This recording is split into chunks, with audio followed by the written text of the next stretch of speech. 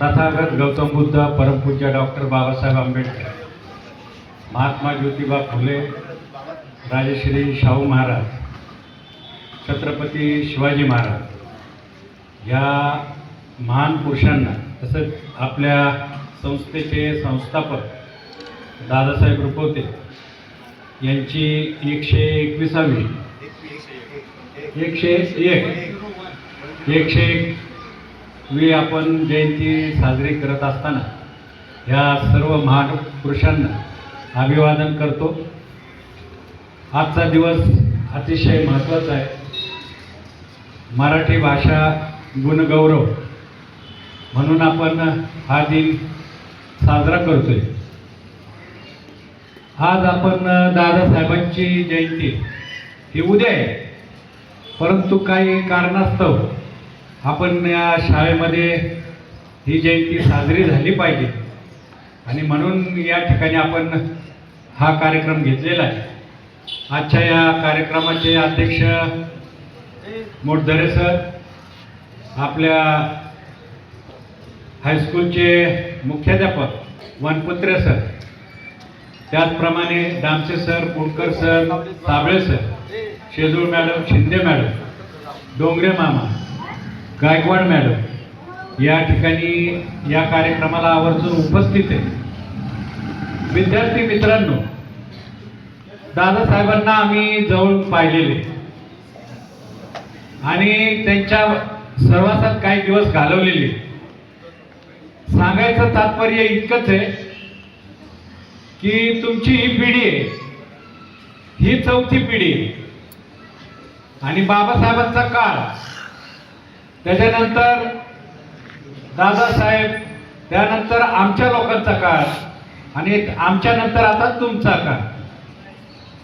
आतापर्यंत 4 पिढ्यांचा जो अनुभव आम्ही लोकांनी घेतला, सर्वात अग्रेसर अशी असणारी ती पिढी बाबासाहेबांच्या काळातली, ज्यांना सामाजिक जाणीव होती, समाजामध्ये चालणारे अन्याय अत्याचार याच्यावरती कसा तोडगा काढायचा आणि किती ती परिस्थिती भयान होती.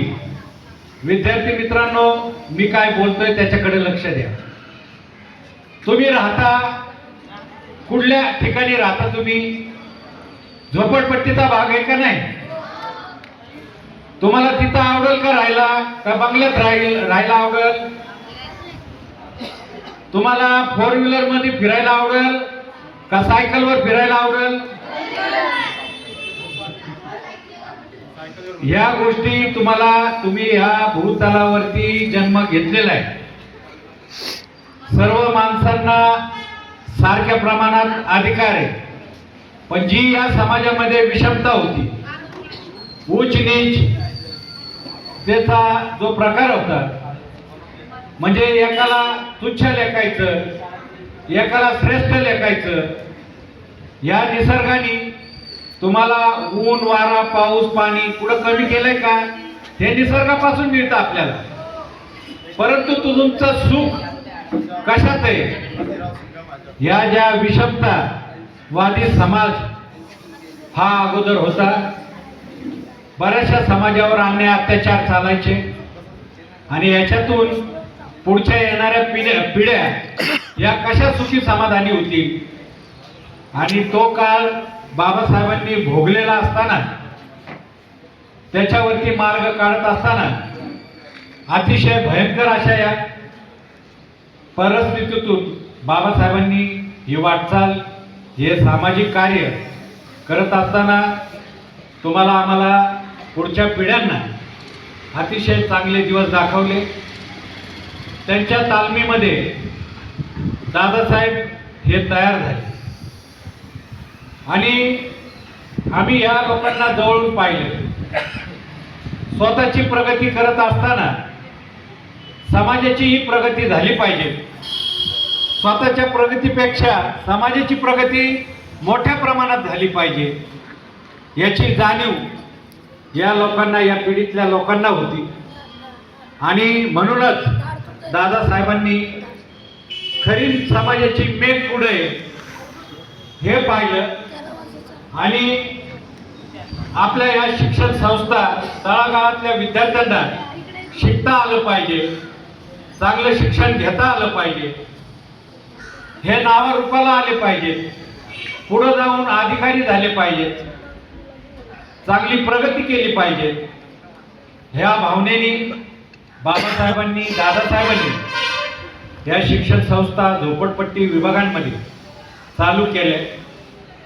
त्यामुळं आज आपली सजनाबाई भंडारी विद्यालय ताडीवाला रोड या ठिकाणी गेली 30-40 वर्ष आपण काम करतोय. आपल्या या हायस्कूलमधून अनेक विद्यार्थी हे घडलेले तुम्ही पाहिलेले, तुमच्या समोर उदाहरणे, तुम्ही लहान आहात, तुम्हाला सांगणं गरजेचं आहे की आपल्या शाळेमुळं ज्यांना शिक्षणापासून वंचित होते त्यांच्या दारात, त्यांच्या घरात ही संस्था घरापर्यंत न्यायची, त्या मुलाबाळांना शिक्षणासाठी दारं उघडी करायची आणि प्रगतीचा मार्ग मोकळा करायचा, हे धोरण दादासाहेबांनी धरलं आणि ते अंमलात आणलं. आज लाखो विद्यार्थी या संस्थेमधून चांगले शिकले, चांगले घडले. पुढच्या पिढ्या त्यांचं जे योगदान आहे दादासाहेबांचं, ते पुढच्या 4-5 पिढ्यांना सामाजिक दृष्ट्या पुरेल इतकं 10 पिढ्या पुढे चालेल हा वारसा त्यांनी घेतलेला आहे. म्हणून माझ्या दृष्टिकोनातून आज दादासाहेबांची जयंती त्यांना अभिवादन करत असताना आम्ही जवळून पाहिलेले, ते व्यक्तिमत्व पाहिलेले, बाबासाहेबांचे विचार, बाबासाहेबांचं व्यक्तिमत्व, बाबासाहेब शिकले. विद्यार्थी मित्रांनो, शिक्षण ही काळाची गरज आहे. तुम्ही शिक्षण घ्या, व्यवहारात या, चांगली प्रगती करा आणि मग आपण जे झोपडपट्टीत राहतो ना तिथून बंगल्यात जा, 4 व्हीलरमध्ये करा, तुमचं जीवन घालवा. येणाऱ्या पिढ्या या सुखी समाधानी कशी बनतील अशी एक भावना लक्षात ठेवा. अशी लोक कमी असतात. बाबासाहेबांची पिढी ती अतिशय सामाजिक दृष्ट्या जाणीव असणारी अशी ती पिढी होती. आम्ही पाहिलेली दादासाहेबांची नंतरची त्याच्या पिढी होती, ती त्यांच्या छत्रछायेखाली घडली.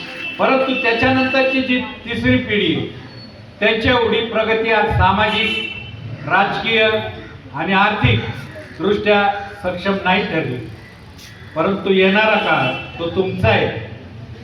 विद्यार्थी मित्रांनो, या महान पुरुषांचं जे योगदान आहे, यांच्या जयंत्या करण्याच्या पाठीमागचा दृष्टिकोन हाच असतो की हे तुम्हाला कळालं पाहिजे. पुढचं जीवन आपल्याला सुखी समाधानी करायचंय, त्याच्यासाठी आपली वाटचाल असली पाहिजे. आणि आजचा दिवस त्या दृष्टीनं अतिशय महत्त्वाचा आहे, दादासाहेबांची जयंती. तेव्हा मी माझ्या सामाजिक दृष्टिकोनातून, माझ्या पवार कुटुंबियाच्या वतीनं दादासाहेबांना भावपूर्ण अभिवादन करतो. आणि या ठिकाणी आज मराठी भाषेचा गुणगौरव करायचा. तुमची भाषा कशी पण असू द्या. काही विद्यार्थी कन्नड बोलत असतील घरात, बरोबर आहे ना, घरी गेलं की आई वडिलांबरोबर कन्नडमध्ये. तुमच्या सभोवतालचा परिसर कसा आहे, मराठी बोलणारे, मग तुम्ही मराठी बोलता.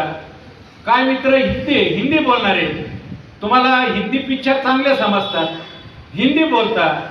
मला सांगायचं तात्पर्य इतकंच आहे की तुम्ही जी बोली भाषा करता ती समोरच्याला समजली म्हणजे तुमचं काम झालं. इथपर्यंत या भाषा सीमित आहे. परंतु आपण काय केलंय, इंग्लिशचा बाव करून ठेवलाय. इंग्लिश पण तेवढीच सोपी आहे आणि येणारा काळ जागतिक भाषा म्हणून इंग्लिशला जास्त प्राधान्य आहे. तुम्हाला बाहेर देशात जायला संधी मिळाली किंवा काही कंपन्यांमध्ये जागतिकीकरण झालेले, इंग्लिशचा जास्त प्रभाव आहे. मराठी भाषेबरोबर तुमच्या बोली भाषांबरोबर इंग्लिशलाही जास्त महत्त्व द्या. मराठीला तर दिलंच पाहिजे, या मताशी मी सहमत आहे. तेव्हा आज मराठी भाषेचा गुणगौरव हाही महत्त्वाचा आहे. आपली जी मातृभाषा आहे असं आपण समजतो आणि तिच्याप्रती एकनिष्ठ राहायचं, म्हणून आपण तिला प्राधान्य दिलं पाहिजे. एवढंच या ठिकाणी बोलून मी माझे 2 शब्द संपवतो. जय हिंद, जय महाराष्ट्र.